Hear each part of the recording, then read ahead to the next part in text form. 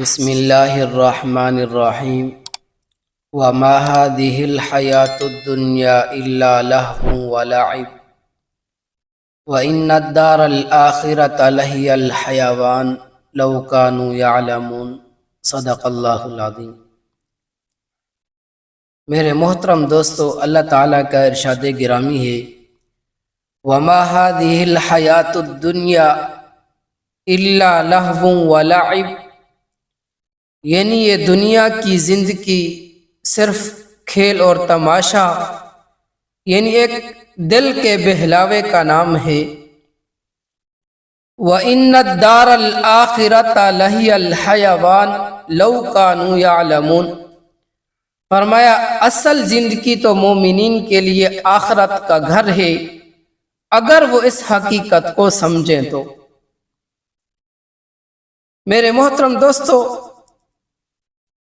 گویا کہ دنیا کی زندگی کو یوں سمجھو جیسے بچے کھیل کے میدان میں دل کے بہلاوے کے لیے، لہو لعب کے لیے جاتے ہیں،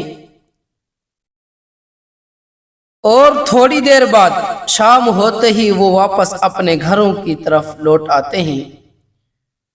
اسی طرح ہم بھی ایک تھوڑی سی مدت کے لیے اس دنیا میں آئے ہیں، پھر ہم اپنے آخری گھر یعنی آخرت کا جو ہمارا گھر ہے، حقیقی گھر ہے، ہم اس کی طرف واپس لوٹ جانے والے ہیں۔ اس لیے جو اس دنیا میں بادشاہ بن گیا وہ حقیقت میں بادشاہ نہیں بنا، دائمی بادشاہ نہیں بنا، بلکہ وہ ایک بادشاہت کا ڈرامہ کر رہا ہے۔ ایک وقت آئے گا اس کی یہ ساری بادشاہت ختم ہو جائے گی، اس کا یہ کام تمام ہو جائے گا، وہ اپنے شاہی تاج سے اس طرح دستر بردار ہوگا، اس طرح خالی لوٹے گا جیسے کہ خالی ہاتھ آیا تھا اس دنیا کے اندر۔ اس لیے میرے محترم دوستو، دنیا کی زندگی کو لہو لعب میں لگا دینا، دنیا کی زندگی میں اپنے ضمیر کو اور اپنے ایمان کو بیچ کے دنیا کی جھوٹی شان و شوکت کو حاصل کرنا، عیش و عشرت کو حاصل کرنا، سوائے دھوکے کے اور کچھ نہیں۔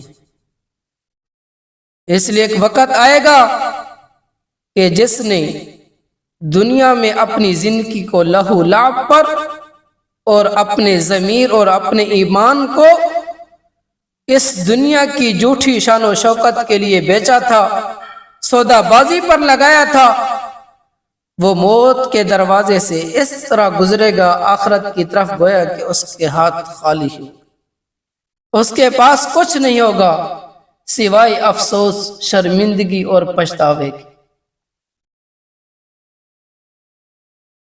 میں آپ کو ایک بزرگ، ایک درویش، ایک فقیر کا واقعہ بتاتا ہوں۔ وہ ایک بادشاہ کے محل میں گیا اور بادشاہ کو کہا، بادشاہ تیری یہ بادشاہت، تیرا یہ شاہی تخت اور اس کی لذتیں فانی ہیں۔ بادشاہ نے کہا، اے درباریوں، اس فقیر کو اس دربار سے نکال دو، اسے کیا پتا کہ شاہی تخت اور تاج اور وہاں کی لذتیں کیا ہوتی ہیں۔ جیسے کہ آج بھی لوگ مولویوں کو اور دیندار طبقے کو کہتے ہیں انہیں تو دنیا سے کوئی غرض نہیں، انہیں کیا پتا دنیا کا، دنیا تو آسمان تک پہنچ گئی ہے، چاند تک پہنچ گئی ہے، یہ مولوی وہاں کے وہاں کھڑے ہیں۔ میرے محترم دوستو، اس بادشاہ کی یہ باتیں سن کے فقیر چلا گیا۔ ایک روز بادشاہ شکار کے لیے جنگل کی طرف گیا اور اس کا گھوڑا وہاں سرکش ہو گیا اور اس کو وہاں پر پہنچایا جہاں پر کوئی پانی کا انتظام نہیں تھا۔ تو چنانچہ بادشاہ کو بڑی پیاس لگی، شدت کی وجہ سے وہ بے ہوش ہو کے گر پڑا۔ وہاں پھر ایک دفعہ اس فقیر کا وہاں سے گزر ہوا، اس کے پاس پانی کا ایک مشغیزہ تھا اور وہ آواز لگا رہا تھا، پانی خرید لو، پانی خرید لو۔ بادشاہ نے اسے آواز دی، فرمایا مجھے بھی پانی پلا دو۔ فرمایا بادشاہ تیرے پاس اس پانی کو خریدنے کے لیے کچھ رقم ہے؟ بادشاہ نے کہا جی ہاں، میں بادشاہ ہوں، میرے پاس شاہی تخت ہے، تاج ہے، محل ہے، میں تجھے اس کا بدلہ دے دوں گا۔ اس فقیر نے کہا ایک گھونٹ کے بدلے آدھی بادشاہت لگے گی۔ فرمایا پانی لاؤ، میں مر رہا ہوں، میں آپ کو اپنی آدھی بادشاہت دوں گا، مجھے پانی پلا دو۔ چنانچہ اس فقیر نے اس کو پانی کا مشغیزہ تھمایا، جیسے ہی اس نے منہ سے لگایا اور پانی اس کے گلے میں اٹک گیا۔ پھر ایک دوسری مصیبت کے اندر وہ مبتلا ہو گیا۔ فقیر نے کہا میں حکیم بھی ہوں، اگر چاہو تو اس کا علاج کر دوں۔ فرمایا بادشاہ، فرمایا اس کا علاج کر دو۔ فقیر نے پھر کہا کہ اس علاج کے لیے رقم لگے گی، اس علاج کے لیے آپ کیا دے سکتے ہو؟ اس فقیر نے کہا اس علاج کے لیے آپ کی آدھی بادشاہت اور بھی لگے گی۔ فرمایا میں مر رہا ہوں، میرا علاج کرو، میں آپ کو آدھی بادشاہت اور بھی دے دوں گا۔ چنانچہ اس فقیر نے اسے پانی پلایا اور اس کا علاج کیا، وہ ٹھیک ہو گیا اور فقیر آگے چل دیا۔ یہ بادشاہ واپس لوٹا اپنے شاہی تخت کی طرف۔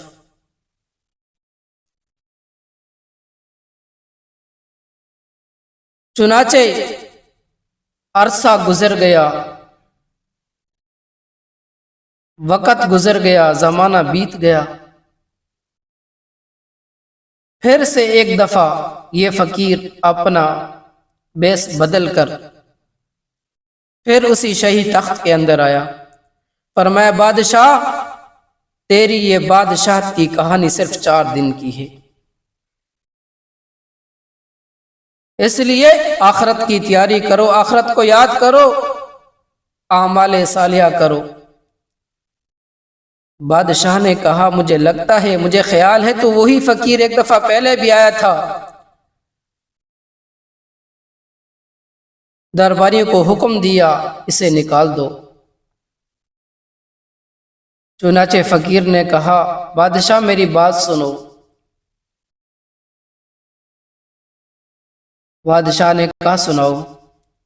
چنانچہ انہوں نے اپنا تھیلے نکالا اور اس سے چند دستاویز نکالے، جس میں چمڑے کا ایک ٹکڑا تھا، اس پہ لکھا ہوا تھا کہ میرا علاج کر دو، مجھے پانی کا گھونٹ پلا دو، اس کے بدلے میں تمہیں ساری اپنی حکومت دے دوں گا۔ چنانچہ فقیر نے جب اسے دکھائی، فرمایا بادشاہ جس شاہی تاج پر تجھے فخر ہے، ناز ہے، تیرے اس شاہی تاج کی قیمت صرف وہ 2 گھونٹ تھی جو اس وقت تو مجھ سے مانگ چکا، لے چکا، حاصل کر چکا۔ اس لیے فرمایا اس تاج پر، اس شاہی تخت پر ناز نخرہ مت کرو،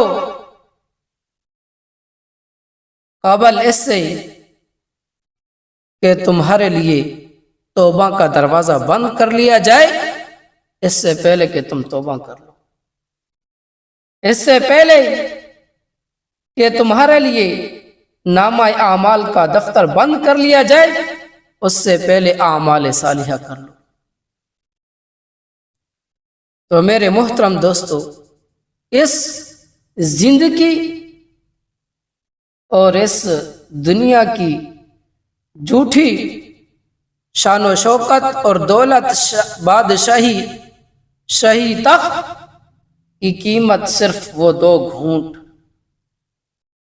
جو اس فقیر نے اس بادشاہ کو یاد دلائی۔ یہی حقیقت ہے دنیا کی۔ اللہ تعالیٰ نے فرمایا وَمَا هَٰذِهِ الْحَيَاةُ الدُّنْيَا إِلَّا لَهْوٌ وَلَعِبٌ، یہ تو کھیل اور تماشا صرف دل کا بہلاوا ہے جس میں مگن ہو کے آج ہم احکامات الہی کو بھول گئے، رسول اللہ صلی اللہ تعالی علیہ وسلم کے طریقے کو بھول گئے، من چاہی زندگی کے اندر ہم ڈوب گئے۔ وَإِنَّ الدَّارَ الْآخِرَةَ لَهِيَ الْحَيَوَانُ، فرمایا مومنو اگر تم اس کی حقیقت کو سمجھ جاؤ کہ تمہارے لیے اصل زندگی، اصل گھر جو تمہارا ہے وہ آخرت کا گھر ہے، اگر تمہیں سمجھ میں آ جائے۔ اس لیے میرے دوستو، یہ دنیا کی جو زندگی ہے، موجودہ یہ زندگی ہے، یہ صرف ایک مہلت اور ایک امتحان ہے۔ اصل گھر مومن کے لیے تو آخرت کا گھر، ہمیشگی کا گھر جو ہے وہ آخرت کا گھر ہے۔ اس لیے ہمیں لہو لعب میں زندگی بسر کرنے کی بجائے ہمیں چاہیے ہم اپنے ایک ایک لمحے کو، ہم اپنے ایک ایک کام کو ایسے کاموں میں استعمال کریں جو ہمارے لیے آخرت کے نتائج کا بہترین ذریعہ بنے اور بہترین بلندی اور اسباب کے طور پہ ہمارے لیے بن جائے۔ اس لیے آئیں آج سے عزم کرتے ہیں، اس آیت کو سمجھنے کے بعد، اس کو سننے کے بعد انشاءاللہ ہم اپنی زندگی کو قرآن اور حدیث کی روشنی میں اس طرح ڈالیں گے اور قرآن اور حدیث میں اس طرح اپنی زندگی کے سانچے کو ڈالیں گے کہ اللہ اور اللہ کے رسول کے حکم بھی نہ ٹوٹنے پائیں، اور زندگی کو بھی اس طرح کمائیں گے کہ جائز اور حلال طریقے کے ساتھ۔ اس کا بھی اللہ نے حکم دیا کہ تم دنیا کماؤ لیکن اللہ اور اللہ کے رسول کے حکم نہ ٹوٹنے پائے، حقوق اللہ اور حقوق العباد نہ ٹوٹنے پائے۔ حقوق اللہ اور حقوق العباد کی پابندی کرتے ہوئے اگر تم دنیا کو کماتے ہو تو اس میں کوئی حرج اور کوئی نقصان نہیں، اس کی تو اسلام نے اجازت دی، قرآن اور حدیث اس کی اجازت دیتا ہے۔ دعا ہے اللہ رب العزت مجھے اور آپ کو صحیح معنوں میں اس آیت مبارکہ کو سمجھ کر اور اس پر عمل کرنے کی توفیق عطا فرمائے۔ اللہ میری اور آپ کی دنیا اور آخرت کو بہتر بنا دے، آمین۔